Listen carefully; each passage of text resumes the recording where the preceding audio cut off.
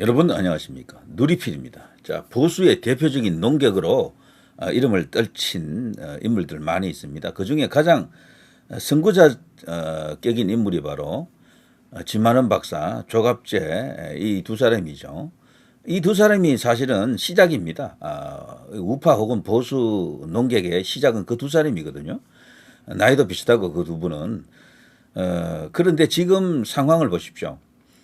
주만한 박사는 감옥 생활 마치고 이제 원래의 자리로 이제 돌아갔습니다만, 오늘 제가 이야기하고자 하는 사람은 바로 조갑재, 정규재, 그리고 중앙일보에서 이제 기자 생활을 했던 김진, 이 세 사람인데요. 이 세 사람의 요 최근에 그 발언하는 거 한번 들어보십시오. 정말 기급할 일입니다. 완전히 적군이에요. 완전히 적군. 흔히 이제 헛똑똑이라는 말이 있잖아요. 똑똑한 것 같은데 사실 가장 중요한 본질을 놓치는 사람들인데요. 이런 헛똑똑이 부류가 아닌가 싶은 생각도 있고, 다른 관점에서 보게 되면요, 이 사람들은 독선적입니다. 자기만 안다, 자기만 옳다, 혹은 어쩌면 저 좌파들의 전유물, 대한민국 좌파들이죠. 내로남불 같은 그런 속성도 일부 갖고 있을 것으로 봅니다. 이들이 지금 현재 취하고 있는 스탠스를 보게 되면요, 글쎄요, 이런 방송이 불편하신 분들은 안 보시는 게 좋겠어요. 왜냐하면은 윤석열 대통령을 엄청나게 비난하는 이야기들이 나오거든요. 왜 이들이 이런 이야기를 하는지를 제가 여러분께 그냥 잠깐 보여드리고, 이들을 비판하기 위해서입니다. 근본 요지는요. 자, 먼저 이 김진 전 중앙일보 논설위원, 이분 중앙일보에서 기자로서는 올라갈 수 있는 위치까지 다 올라간 인물이고, 한때 대통령 선거에도 나가려고 했었던 인물이죠. 야심이 큰 인물인데요. 자, 이분이 요즘 자신의 그 유튜브에서 주장하는 내용을 들어보면 기가 막힐 정도입니다. 윤 대통령이 탄핵이 안 되면 나라 망한대요. 보수가 망한대. 무조건 윤 대통령은 내려와야 된대. 윤 탄핵 기각되더라도 며칠 내 끌려 내려온다. 혁명이 일어난다 그러네요. 반윤석열 혁명이 일어난다라고 합니다. 근데 일단 이 사람의 이 주장의 요지를 꾹 참고 한번 보십시오. 용산 대통령실 관제에 수십만이 밀려들면 무슨 수로 막나? 이 계엄 때 이용당했다. 순환당한 군, 경찰이 안 움직일 것이다. 심리적으로도 윤 대통령에게 큰 반감이 있다. 3. 윤 즉시 하야할 수밖에 없다. 국민의힘도 위험해진다. 날아간다 이런 이야기죠. 자, 보수 농객 김진, 윤 탄핵 기각되면 민중 항쟁이 터진다. 며칠 내 하야할 수밖에 없다. 자, 이 사람의 주장을 좌파들이 지금 뭐 대화나 하고 있더라고요. 지금 개딸들이 이제 주로 이용하는 인터넷 커뮤니티 가보면요, 그 사람들도 깜짝 놀랐어. 김진이 이럴 줄이야. 이 사람이 방송에 워낙 자주 나오니까요. 주요 방송에 나가서 말할 때 보면 그 사람들이 이 김진을 일러서 극우다라고 말할 정도예요. 극우. 그랬던 김진이가 이렇게 확 변했습니다. 얼마 전까지만 해도 윤 대통령을 지지했거든요. 근데 근자에 와서 이 사람이 확 뒤집어지고 있습니다. 이렇게. 왜 이러느냐. 자, 뭐 짐작가는 바가 있긴 있습니다만, 일단 이 사람의 주장을 조금 보면요, 관제에 수십만이 밀려들면 무슨 수로 막나. 그래, 혁명이죠. 혁명. 소위 말해서 반윤 혁명. 이재명을 대통령으로 만들자라는 세력들이 움직인다라는 거죠. 근데 이게 가능하겠습니까? 저는 단언컨대 이거 불가능합니다. 지금은요, 저쪽 좌진영에서는 이 혁명을 일으킬 세력 자체가 없어요. 그동안 그렇게 많이 집회를 해봤지만 집회가 옛날 같지 않잖아요. 옛날 그 촛불 집회 같은 그런 아우라, 그런 위용이 없습니다. 그림을 겨우 그냥 모여가지고 그냥 풍악을 좀 울리다가 헤어지는 그런 수준이고, 과거에 민노총들이 죽창 들고 막 움직이던 그런 모습도 잘 안 나타나요. 옛날에는 민노총이 주도가 되고 뭐 그리고 거기에 다른 사회단체들이 붙어가지고 엄청난 어떤 그런 분위기를 만들었거든요. 막 진짜 뭐 기사라도 올릴 듯, 혁명이라도 일으킬 듯한 분위기가 있었는데 지금은 그게 안 돼. 민노총이 왜 그렇게 안 되는가 하면요, 민노총의 주력 부대들이 20대 30대들 아닙니까? 조합원들은. 이 조합원들이 개인주의화된 2030이라니까. 잘 안 따라요. 그 위에 상부 그 노조 집행부의 이야기들을. 그래서 혁명 주체가 될 만한 세력 자체가 없습니다. 제가 볼 때. 저 좌진영에는. 이 혁명에 성공하려고 그러면 반드시 2030이 있어야 돼요. 역대 이 민중혁명이 되든 국민혁명이 되든 이런 혁명은 전부 젊은 피에 의해서 됐습니다. 젊은 피에. 20대들, 10대들 이런 사람들이죠. 노인들이 나가서 혁명을 했다라는 사례는 저는 들어본 적이 없어요. 그래서 무조건 이거는 어느 쪽이 2030을 쥐고 있느냐 이게 굉장히 중요한데 지금은 우파가 오히려 쥐고 있습니다. 여기서 말하는 2030 중에서도요. 남자들이 중요해요. 여자가 아닙니다. 여자는 지금도 좌쪽에 대부분 가 있어요. 근데 2030의 남자들이 지금 오른쪽에 와 있거든. 그래 김진 이 사람은 주요 대농객 취급받으면서도 이런 누리 PD만도 못한 인식을 갖고 있는 거예요.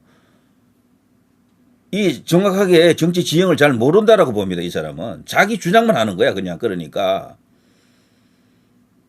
정치적 구조 뭐 여러 가지 어떤 얼개들이 있지 않습니까? 거기에 이제 이렇게 뭐 여러 가지 개념들이 막 중첩되어 있고 거기서 이렇게 찾아낼 수 있는 공식들이 많이 있는데 그것을 간과하고 있다. 지금은 세력 균형을 보더라도요. 좌가 우보다 크지 않습니다. 그리고 행동력에 있어서도 우가 좌보다도 더 강할 수가 있어요. 2030은 특히 2030 남자들은 2대남, 3대남은 오른쪽에 와 있어요. 스탑 더 스틸을 외친다니까. 그리고 대통령 직무 복귀를 외치는 세력이 이쪽에 와 있습니다. 그러니까 이 관제에 쳐들어갈 세력은 이쪽에 있는 거지 저쪽에 있는 게 아니라니까. 민노총이 옛날 그 민노총이 아니에요. 민노총이 안 통하니까 지금 남태령으로 뭐 트랙터 몰고 오겠다라고 지금 떠들고 있잖아요. 무슨 농민들이. 그리고 농민들이 나와야 될 판이야. 농민들을 갖고 뭐 되겠습니까? 그들이 숫자가 또 그렇게 많지도 않아요. 거기는. 사람이 적으니까 트랙터 몰고 오려고 하는 거야. 근데 그거조차도 오세훈이가 어쨌거나 이번에는 시장으로서 단호하게 막겠다 그러더군요. 뭐 그런 상황. 그 밑에 계엄 때 이용당했다 그래서 군경찰이 움직이지 않는다. 대통령을 지키는 데는 안 움직일 이유가 없습니다. 계엄을 선포했을 때는 다소 그런 뭐 쭈뼛거림이 있었죠. 왜냐하면 그 계엄령을 발동한 데 따른 그 충분한 상황 인식, 대통령과 그 심리적, 심정적 그 공감을 못했던 것은 맞습니다. 그래서 군도 그 경찰도 다소 쭈뼛거렸다. 뭐 그리고 지휘관들 일부가 일탈했다라고 이제 볼 수가 있지만.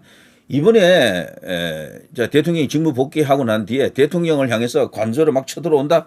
그거 막는 것은 자신들의 그야말로 직무잖아요. 직무. 기본 직무지 않습니까?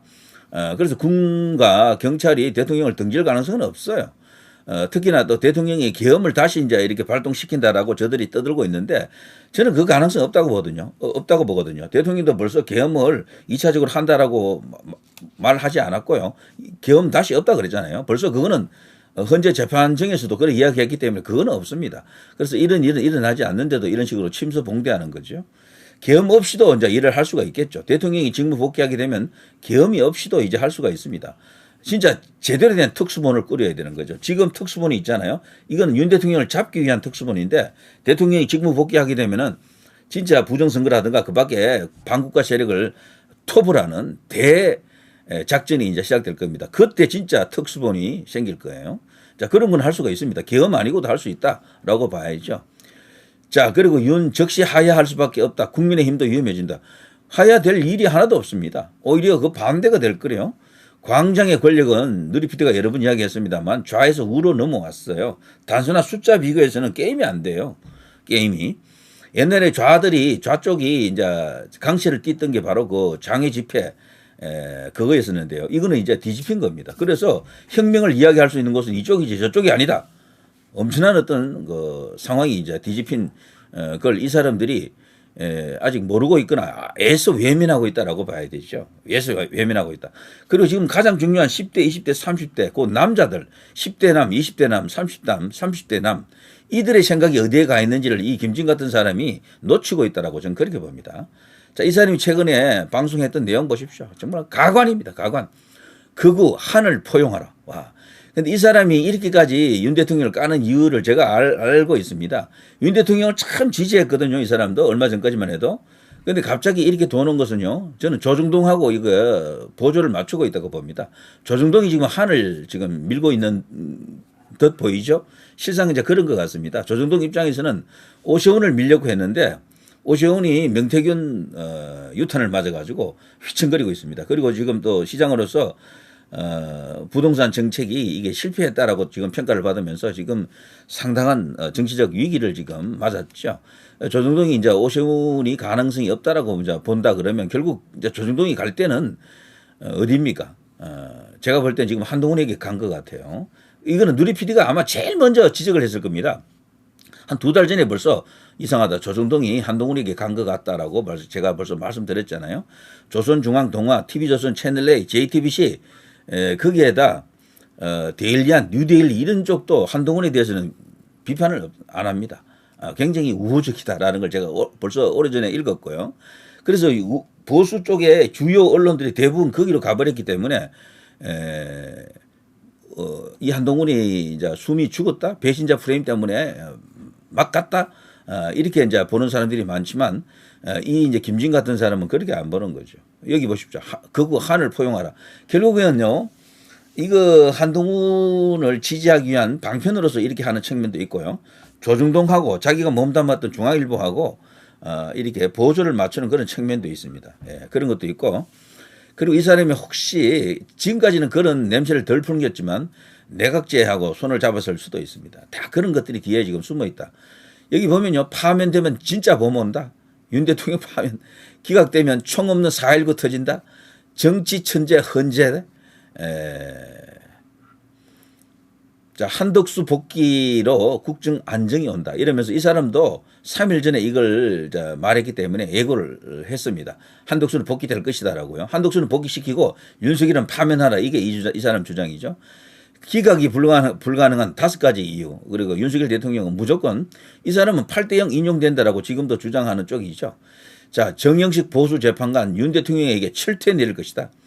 기각 2, 각하 1, 오세훈 기회주의 똥볼. 자, 요건 뭐 그렇다고 치고요. 그리고 본인은 보수를 배반하지 않았다라고.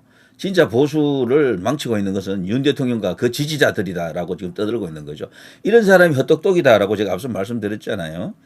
자기만 옳은 거야, 자기만. 그러니까 다수 국민들이 그렇게까지 대통령을 지지하고 50% 이렇게 지지율이 나오는데도 그 국민들을 안 보는 거야. 이제 이게 이런 사람들의 맹점이에요. 이런 사람들의 약점일 수도 있고, 그야말로 이게 오만하다라고 이제 보여집니다. 그리고 이 사람들의 이 생각 속에는요, 김문수라든가 뭐 이런 사람들은 낡았다라고 보는 것 같아요. 이제 그러니까 이런 어떤 한동훈 쪽에 이런 선을 대는, 지금까지는 한동훈을 공격을 많이 했거든요, 이 사람. 한동훈을 배신자로 보고 한동훈 뭐 비판을 어마어마하게 많이 했습니다, 이 사람. 그런데 지금 와서 이렇게 지금 나가는 겁니다. 자, 파면 6개월 내 법정 구속된다.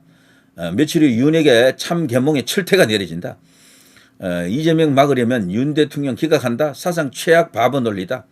사인 기각됐다고 헛꿈 꾸지 말라.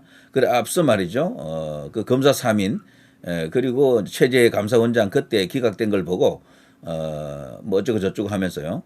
윤 대통령은 어림없다 이런 식이죠. 자, 이게 지금 김진이 요즘 최근에 와서 이런 어떤 허짓거리를 하고 있는 상황입니다. 저 사람이 왜 저러느냐? 뭐 본인만 알겠죠. 100% 정확한 이유는. 그런데 분명한 것은 이 사람도 윤 대통령을 지지를 쭉 해왔지만 그동안 가끔씩 이렇게 충고하는 게 있습니다. 권고한다 그럴까?